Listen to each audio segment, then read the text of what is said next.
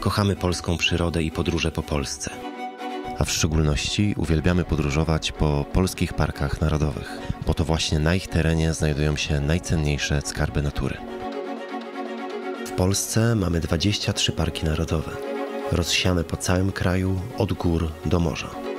Ostatnie 90 lat powstawały one na najcenniejszych terenach naszego kraju, żeby chronić delikatne skarby natury i kultury. Jesteśmy dumni, że to właśnie my zostaliśmy zaangażowani w stworzenie serii 3 filmów, w których pokażemy Wam wszystkie 23 parki, porozmawiamy z ich pracownikami i opowiemy Wam, jak w sposób odpowiedzialny zwiedzać parki, żeby nasze wnuki też mogły cieszyć się skarbami polskiej natury. Pokażemy Wam, że jedna przyroda może kryć w sobie tak wiele opowieści. Do wielu parków wracaliśmy już wielokrotnie, ale na potrzeby tych filmów odwiedziliśmy je ponownie, objeżdżając naszym kamperem Polskę dookoła. Do stworzenia tych filmów zaangażowaliśmy naszych zaprzyjaźnionych filmowców, którzy pomogli nam uchwycić piękno polskiej natury. W pierwszym odcinku przejedziemy przez południową Polskę, odwiedzając wszystkie górskie parki, a zaczniemy od Bieszczad. We wschodnich Karpatach, tuż przy granicy z Ukrainą, znajduje się jeden z najbardziej znanych polskich parków – Bieszczadzki Park Narodowy. Prawie 80% parku zajmują lasy, głównie bukowe, ale jednak najbardziej znanym widokiem Bieszczadzkiego Parku są połoniny, znajdujące się powyżej górnej granicy lasu górne partie Bieszczad, z których rozpościerają się najpiękniejsze widoki. Symbolem parku jest ryś, ale większe szanse macie tu na spotkanie żubrów, którym zdarza się nawet stać przy samej drodze. Dlatego jeżdżąc w okolicy parków narodowych, trzeba zachować szczególną czujność za kierownicą, zwłaszcza w nocy. Jeśli chcecie w Bieszczadach odwiedzić mniej turystyczne miejsca, to polecamy wybrać się na przykład na kładki na torfowisku Tarnawa, do Doliny Sanu czy do schroniska pod Małą Rawką.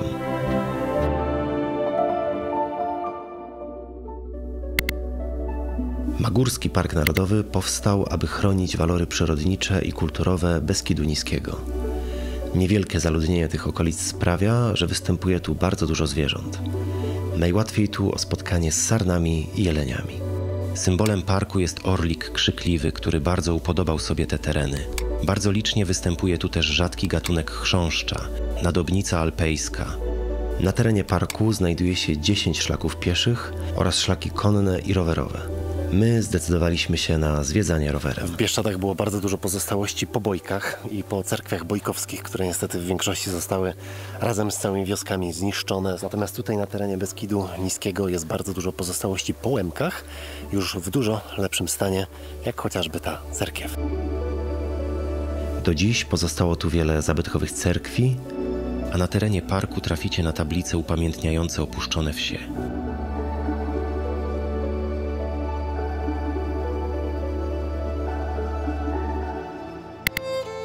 Pieniński Park Narodowy to najstarszy polski park narodowy. W jego granicach znajdują się Pieniny Czorsztyńskie, Masyw Trzech Koron i Pieninki. Charakterystycznym widokiem dla tego parku są skały wapienne górujące nad lasami. A chyba najbardziej znanym widokiem są słynne 3 korony, z których rozpościera się piękny widok na okolice. Naszym ulubionym miejscem jest jednak Sokolica, pod którą szczególnie jesienią pojawia się imponujące morze mgieł. Na terenie parku nie można przebywać w nocy, ale dozwolone jest ruszanie na szlak godzinę przed wschodem słońca. To wystarczająco, żeby dotrzeć do Sokolicy i podziwiać tam wschód słońca. Symbolem tego szczytu jest stara sosna reliktowa, która liczy sobie 500 lat. Niestety kilka lat temu jedna z gałęzi została złamana przez helikopter podczas akcji ratunkowej. Pieniny, Tatry. To w Tatry już nie musimy jechać, bo ja je tam z tyłu widzę. Pieniński Park Narodowy to bardzo niewielki park, ale jeden z najczęściej odwiedzanych w przeliczeniu liczby turystów na powierzchnię. Dlatego w każdym parku tak ważne jest przestrzeganie podstawowych zasad zwiedzania parków. Nie schodzenie ze szlaków, czy zabieranie ze sobą śmieci i resztek jedzenia. W przeciwnym wypadku natura, którą chcemy podziwiać i którą się zachwycamy, nie poradzi sobie z taką liczbą turystów. Pieniński Park Narodowy słynie też z przełomu Dunajca, którym można spłynąć pontonem czy tratwą w towarzystwie flisaków. Wzdłuż Dunajca znajduje się też piękna trasa pieszo-rowerowa, którą dojedziecie od Czerwonego Klasztoru do Szczawnicy. Miłośnikom rowerowych wycieczek polecamy też zachodni kraniec parku i jezioro Czorsztyńskie, dookoła którego prowadzi 27-kilometrowa trasa Velo-Czorsztyn. Całą godzinę dalej znajduje się Gorczański Park Narodowy. Obejmuje centralną część Gorców, m.in. masywy Turbacza i Gorca. Pierwotnie całe zbocza Gorców porastała prastara puszcza. Dziś Puszcza Karpacka jest największym naturalnym bogactwem tych gór, chronionym przez Gorczański Park Narodowy. Najmniej zmienione przez człowieka są dolnoreglowe lasy mieszane, zwane Buczyną Karpacką. Najwyższe wzniesienia porasta bór świerkowy zajmujący piętro regla górnego. Tutaj drzewa dożywają sędziwego wieku i umierają, ustępując miejsca młodemu pokoleniu. Można tu spotkać wiele chronionych gatunków zwierząt, w tym będącą symbolem parku salamandrę plamistą, czy dzięcioła trójpalczastego, czy uszatkę, o których więcej opowiedział nam Daniel, ornitolog i przewodnik górski. Widzisz, pan liczy dzięcioły, to jest jego praca. No. To jest niesamowite. Idąc sobie teraz po Gorczańskim szlaku, na tym obumierającym świerku, widać, że ta kora jeszcze nie wyschła. Widzicie, że ona ma jeszcze taki kolor, w którym widać, że dosłownie kilkanaście minut temu żerował tutaj dzięcioł trójpalczasty, bo on to wszystko wyodrywał i tutaj szukał sobie tych wszystkich larw korników i jakichś innych bezkręgowców. I będziemy szukać go, żeby go tutaj sfilmować. Ale kochani, wyobraźcie sobie, że wy macie ten las przemierzać nocą. I wyobraźcie sobie taką sytuację, że te szlaki turystyczne, po których my idziemy, to są leśne autostrady.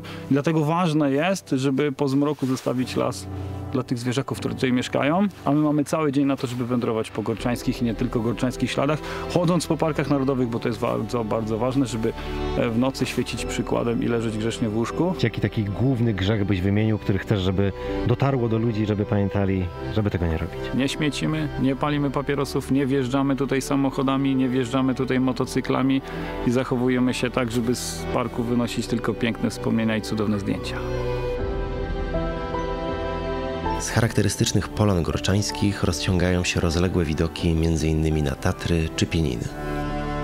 Na terenie parku poprowadzono kilkanaście szlaków turystycznych, w okolicy jest też kilka schronisk, w których turyści mogą posilić się czy przenocować. Warty odwiedzenia jest też ośrodek edukacyjny w Parku Dworskim w Porębie Wielkiej. W zabytkowych piwnicach oficyny dworskiej zaaranżowano wystawę prezentującą bogactwa przyrodnicze parku.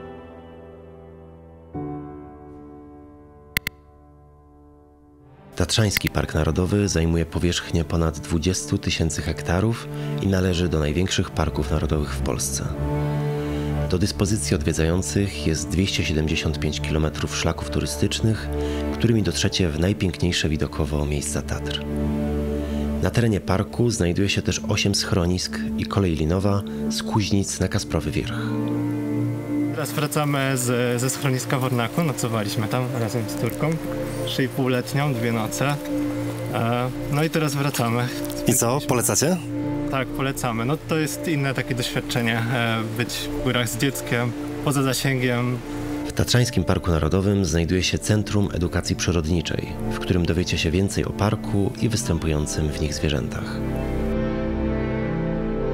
W Tatrach występuje ponad 200 gatunków roślin górskich, niespotykanych nigdzie indziej w Polsce. Tylko tu w naszym kraju możecie spotkać też kozice tatrzańskie czy świstaka tatrzańskiego.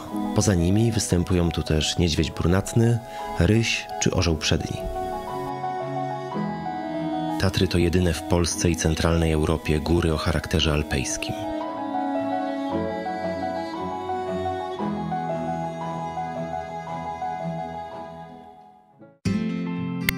Babiogórski Park Narodowy obejmuje północną i częściowo południową część masywu Babiej Góry, czyli najwyższego pasma w obrębie Beskidu Wysokiego. Lasy porastające Babią Górę stanowiły kiedyś część olbrzymiej Puszczy Karpackiej. Do dziś można spotkać tu starodrzew, czyli drzewa mające ponad 100 lat, które są niezwykle ważne, bo są domem dla bardzo wielu gatunków zwierząt. Park powstał m.in. po to, by chronić klasycznie wykształcony układ pięter roślinnych, zespół roślinności naskalnej i jedyne w Polsce stanowiska niektórych roślin nie występujących nigdzie indziej. Panuje taki mit dotyczący kolorów szlaków, który brzmi, że czarne i czerwone szlaki to są szlaki najtrudniejsze, a szlaki zielone i niebieskie to są szlaki najłatwiejsze. Otóż kolory szlaków nie mają nic wspólnego z trudnością. Kolory oznaczają coś zupełnie innego. Szlaki są tworzone w taki sposób, że kolor czerwony oznacza zazwyczaj główny szlak w danym paśmie, kolor zielony to jest szlak najbardziej widokowy, kolor niebieski to jest szlak długodystansowy, kolor żółty to jest zazwyczaj szlak, który łączy dwa inne szlaki albo dwa jakieś istotne miejsca, a kolor czarny, który jest uważany za ten najtrudniejszy, to jest po prostu najkrótsza droga między albo dwoma szlakami, albo dwoma jakimiś punktami. No i może być trudniejszy też w sumie. No, skoro jest najkrótszy, to bardzo często jest najbardziej stromy, więc bywa faktycznie trudne. Szlak na Babią Górę z Przełęczy Krowiarki jest bardzo stromy, zajmuje 3 godziny i potrafi tu bardzo mocno wiać. Dlatego polecamy go tylko wprawionym piechurom. I koniecznie w odpowiednim obuwiu. Na terenie parku działa też GOPR, który dba o bezpieczeństwo turystów. W razie zagrożenia w jakichkolwiek polskich górach pomoc wezwiecie pod numerem 601 100 300 albo korzystając z aplikacji Ratunek.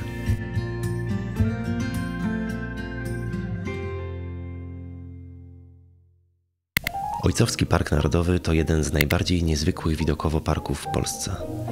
A to za sprawą wapieni górnojurajskich o białej, jasno-szarej barwie. Najlepszym miejscem do ich podziwiania są liczne szlaki w Dolinie Prądnika. Najsłynniejsze formacje skalne to Brama Krakowska, Maczuga Herkulesa czy Rękawica. Ojcowski Park Narodowy nie jest parkiem górskim, ale szlaki mają charakter szlaków górskich. Naszym ulubionym szlakiem jest szlak zielony, z którego rozpościerają się widoki na Dolinę Prądnika. Wartymi odwiedzenia miejscami są też Kaplica na Wodzie w Ojcowie i ekspozycja przyrodnicza Ojcowskiego Parku Narodowego z ciekawymi zbiorowiskami leśnymi. Na terenie parku znajdują się też ruiny zamku kazimierzowskiego w Ojcowie. Park Narodowy Gór Stołowych to jedyne miejsce w Polsce, gdzie spotkacie góry o budowie płytowej, które są głównym skarbem tego parku. Powstały tu też niezwykłe labirynty skalne, takie jak Błędne Skały czy Skalne Grzyby. Jedne z najpiękniejszych widokowo szlaków to te na Narożnik czy Szczeliniec Wielki, gdzie znajduje się pięknie położone schronisko.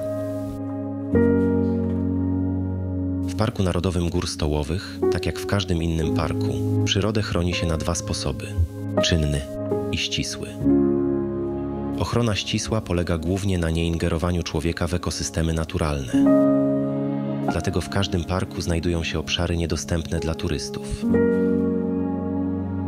Czynna ochrona to prowadzone przez człowieka zabiegi mające na celu pomoc naturze. W Parku Narodowym Gór Stołowych są to m.in. budowa tuneli dla żab czy wykaszanie traw na pasterskich łąkach. Ostatni park w tym odcinku to Karkonoski Park Narodowy. W granicach parku występują też rośliny endemiczne, czyli takie, których nie spotkacie nigdzie indziej. Dlatego tak ważne jest nieschodzenie ze szlaków. Rośliny są bardzo podatne na wydeptywanie, a na waszych butach możecie przynieść nasiona obcych gatunków, które zaszkodzą lokalnej faunie. Jednym z ciekawszych miejsc w parku jest wąwóz Kamieńczyka, do którego skalnej gardzieli spada najwyższy w polskich Karkonoszach wodospad. Wąwóz ma około 100 metrów długości. Sporym problemem parku jest duży ruch turystyczny. Dlatego Karkonoski Park Narodowy rozpoczął akcję Weekend bez Śnieżki i proponuje turystom wędrówki innymi szlakami i inne atrakcje. Więcej informacji znajdziecie na bardzo prężnie działającym Facebooku Karkonoskiego Parku Narodowego. W tak krótkim filmie nie byliśmy w stanie pokazać wszystkich atrakcji i ciekawostek na temat polskich parków narodowych. Po więcej zapraszamy Was na strony parków, do ich centrów edukacji, no i oczywiście na szlaki. Na stronach parków znajdziecie też informacje o znajdujących się w większości parków trasach dostosowanych do potrzeb osób niepełnosprawnych. Dajcie znać, które z wymienionych przez nas parków udało Wam się już odwiedzić i jakie są Wasze ulubione miejsca w tych parkach. A w kolejnych odcinkach wybierzemy się do pozostałych polskich parków narodowych. Koniecznie subskrybujcie nasz kanał, żeby nie przegapić kolejnych filmów.